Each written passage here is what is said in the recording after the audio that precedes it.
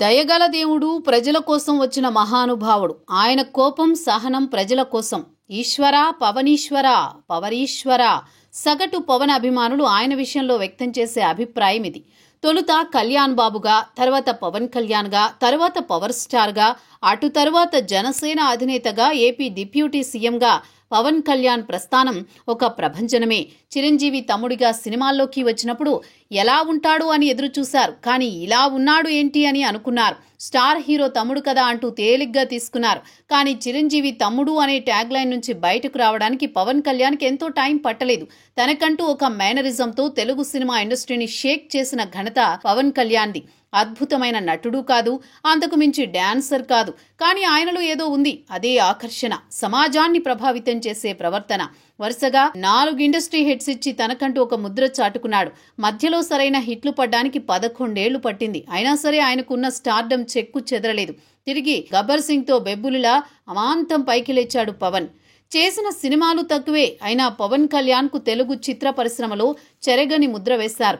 అయితే రాజకీయాల్లో సైతం ఒకేసారి ఎదగలేదు పవన్. ఎన్నెన్నో కష్టాలను అధిగమించి, విమర్శలు సైతం మెప్పించి, 2 చోట్ల ఓడిపోయిన నాయకుడి నుంచి ఈ రాష్ట్రం గర్వించే 100% విజయం సాధించి ఇండియన్ పొలిటికల్ హిస్టరీలో తనకంటూ ఒక గుర్తింపు పొందారు పవన్.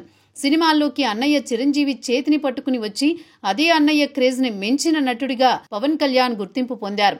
ఎంత ఎత్తుకు ఎదిగినా ఒదిగి ఉండడం పవన్ కళ్యాణ్ కు ఉన్న ఉత్తమ లక్షణం. సినిమాల్లో చూడాల్సిన ప్రజాభిమానం తక్కువ కాలంలోనే చూసేశాడు పవన్ కళ్యాణ్. సాధించాల్సిన ప్రజాభిమానం అంతా సాధించేశారు.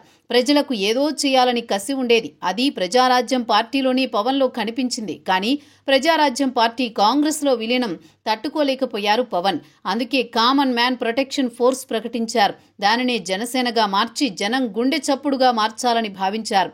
కానీ జనంలోకి జనసేన వెళ్లేందుకు చాలా సమయం పట్టింది. పవన్ రాజకీయాల్లోకి ప్రవేశించి జనసేన ఏర్పాటు చేసినప్పుడు మెగాస్టార్ చిరంజీవి ఏం చేయలేకపోయారు.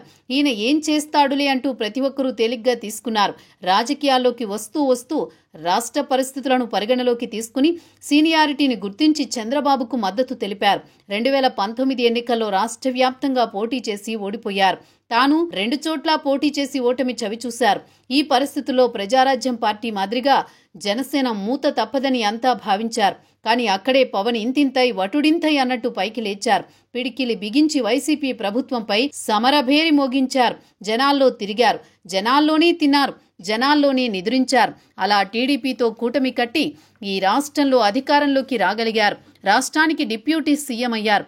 ఇప్పటి వరకు డిప్యూటీ సీఎం పదవి అంటే హోదా మాత్రమే. కానీ పవన్ దానిని ఒక బాధ్యతగా గుర్తించి మసులుకుంటున్నారు. That is Pawan Kalyan. ప్రత్యర్థులు సైతం అనేలా వ్యవహరిస్తున్నారు.